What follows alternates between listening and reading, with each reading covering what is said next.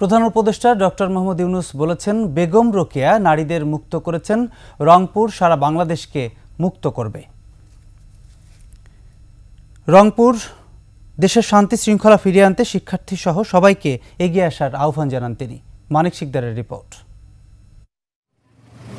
শনিবার বেলা ১টায় বেগম রোকেয়া বিশ্ববিদ্যালয়ের প্রশাসনিক কক্ষে বৈষম্য বিরোধী ছাত্র আন্দোলনের শিক্ষার্থীদের সঙ্গে মতবিনিময় সভায় কথা বলেন ডক্টর মোহাম্মদ ইউনূস। সে সময় আন্দোলন ও ছাত্র জনতার গণ অভ্যুত্থানের নানা চিত্র তুলে ধরেন শিক্ষার্থীরা। নববিজয়ের পর অন্তর্বর্তী সরকারের কাছে নতুন বাংলাদেশ বিনির্মাণে শিক্ষার্থীদের পরামর্শ ও প্রস্তাবনাও উত্থাপন করে বিশ্ববিদ্যালয়ের শিক্ষার্থীরা।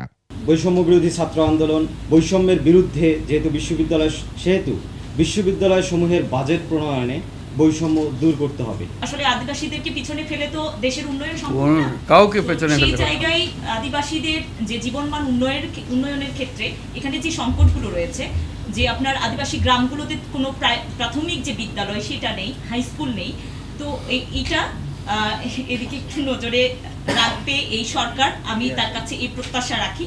মতবিনিময় সভায় অন্তর্বর্তী সরকারের প্রধান উপদেষ্টা ডক্টর মোহাম্মদ ইউনূস বলেন, নতুন বাংলাদেশ তরুণদের বাংলাদেশ, তরুণদের এখন কেউ টেনে রাখতে পারবে না।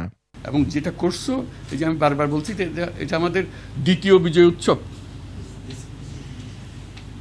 এই বিজয় উৎসবটা যেন আমরা আমাদের হাত থেকে ফসকে না যায়,